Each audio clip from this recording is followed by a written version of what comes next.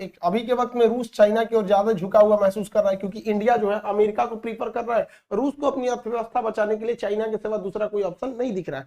तो ये लोग एक एक्सरसाइज कर रहे थे नौसेना का। अब यहाँ पर है जापान, तो जापान में एक जलसंधि है, सुगारू जलसंधि, ये है जापान यहाँ पर। तो जापान का विवाद चाइना से भी है, जापान का विवाद रूस से भी है, जापान का साउथ कोरिया से भी है। तो ये एटलीस्ट इतना तो समझ में, जापान उत्तरी कोरिया वाला भी है दूसरा।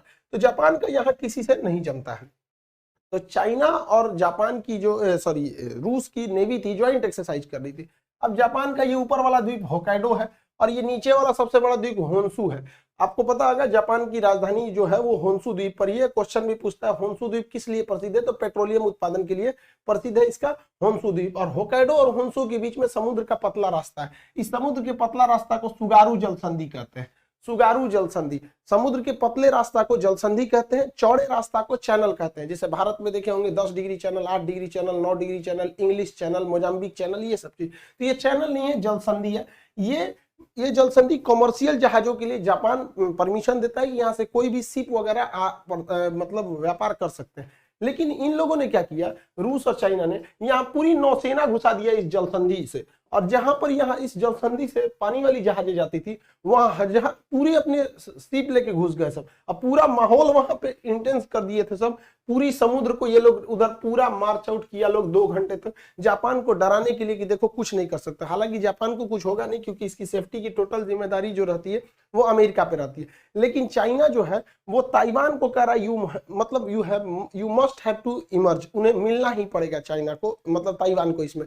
अब ताइवान में क्या करते हैं ये लोग, आए दिन अपना एयरफोर्स लेके घुस जाते हैं 2-3 जहाजों को। लेकिन इस बार इन्होंने क्या किया, 52 जहाज को लेके घुस गए। वहां देश में अफरा तफरी हो गया, इन लोगों को अंतरराष्ट्रीय मदद मांगनी पड़ी, लेकिन कोई दुनिया इसकी सुनता नहीं है। लेकिन फिर भी ताइवान के लिए लोग आगे आ जाते हैं। रीजन क्या है कि ताइवान का मतलब सिलिकॉन शील्ड, पूरी दुनिया में जितने भी इलेक्ट्रॉनिक्स आइटम बनते हैं, चाहे वो कैमरा है, टीवी है, मोबाइल है, कंप्यूटर, लैपटॉप, जहां भी बैटरी से चलती है जो भी मतलब ये इलेक्ट्रॉनिक डिवाइस है, उसमें जो सिलिकॉन लगते हैं ये येलो कलर को, उन सारे सिलिकॉन का 70% अकेले इसका मार्केट जो है वो ताइवान देखता है। दुनिया में जितने कंप्यूटर है उसमें जितना सिलिकॉन देखेंगे, सब 90% चांस है कि सिलिकॉन वो ताइवान ही उसको देखता है। इसलिए पूरी दुनिया ताइवान के लिए आके खड़ी हो जाती है, क्योंकि उनको पता है कि अगर ताइवान पर कब्जा हो गया चाइना का, तो इस पूरी सिलिकॉन का जो इकोसिस्टम है उस पर चाइना का कब्जा हो जाएगा।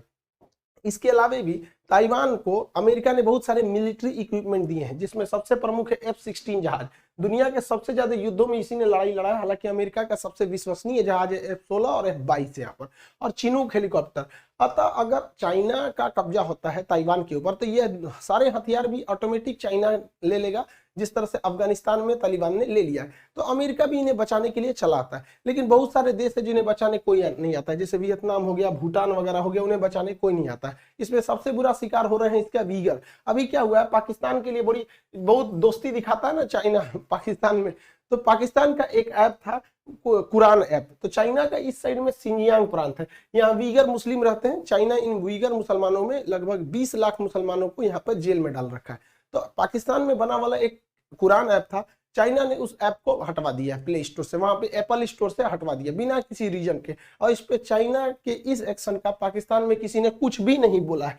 इसके अलावा चाइना वीगर मुसलमानों पे एक से एक नया प्रयोग कर रहा है। वीगर मुसलमानों से कह दिया कि आप अपने मस्जिद से लाउड स्पीकर हटा दीजिएगा। इसका विरोध करने पर मस्जिद गिरा दिया गया, उसे सार्वजनिक शौचालय में बदल दिया। हद तो तब हो गया जब चाइना इन वीगर मुसलमानों की किडनी, लंग्स, फेफड़ा निकाल के करोड़ों का व्यापार करने लगा वहां पर। अब इसकी पूरी दुनिया में आलोचना हो रही है, लेकिन अभी ये खबर शायद पाकिस्तान में नहीं गई, और गई भी तो किसी को हिम्मत थोड़ी कि अपने बाप के खिलाफ कुछ बोल सकते हैं।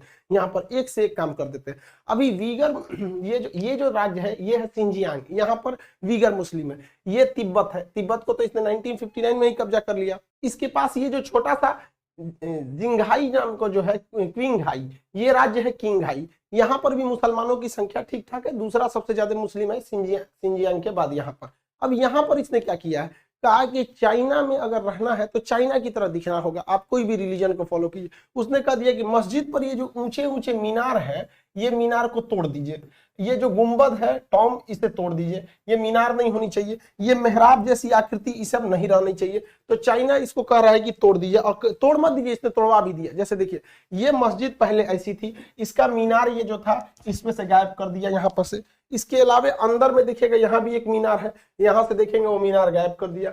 यहाँ पर डिजाइन बनी है ये इस तरह मेहराब जैसा, इसने कहा इसको तोड़ो। चाइनीज परंपरा में बिल्कुल ये क्या होना चाहिए, चौकोर होना चाहिए। यहाँ पे अगर आप देखेंगे ये मेहराब जैसा इस टाइप का बना है, ये चाइना ने कहा कि ये सब का लिए बना रहे हो, ये सब हमारे यहाँ नहीं चलेगा, चौकोर चौकोर बनाओ। देखिए पूरा सेम वही मस्जिद है, इसको चौकोर कर दिया।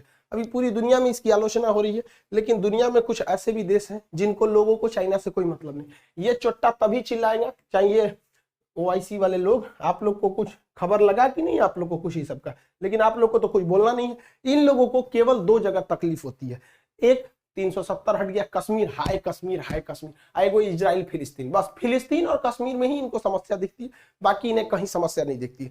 दिक्कत ये नहीं है कि चाइना ऐसा क्या कर रहा है, इनकी समस्या, लेकिन इसका मन बढ़ते जा रहा है। लोग मन बढ़ते जाएगा तो कुछ भी करते जाएगा। अभी हम लोग के यहाँ दीपावली का फेस्टिवल चल रहा है, इस बार चाइना को समझ में आया है कि भारत में चाइना जो गलवान में पंगा ले रहा है वो बहुत महंगा पड़ गया।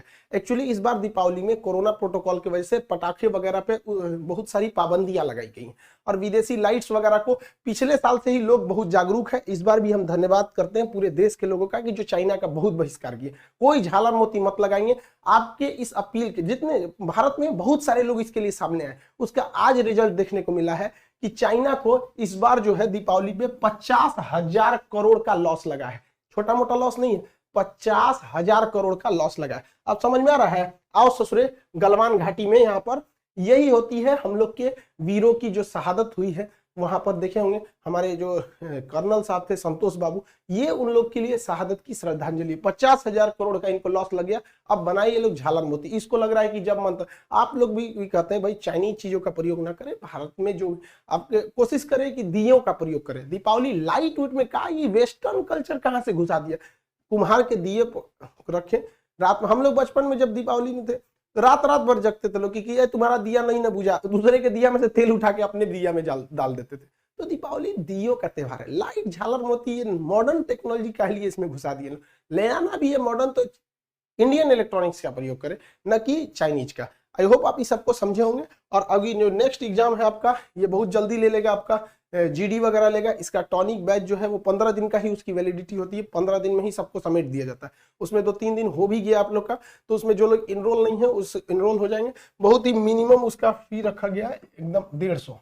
वहाँ पे जिन लोग जीडी में जिनको प्रॉब्लम हो रहा है वो रिवाइज करने में लगभग उसमें 2,500 से 3,000 क्वेश्चन और मॉडल प्रैक्टिस सेट वगैरह सब रहेंगे जो इंपॉर्टेंट रहेंगे। आई होप इसे समझे होंगे। मिलेंगे नेक्स्ट क्लास में। जय हिंद।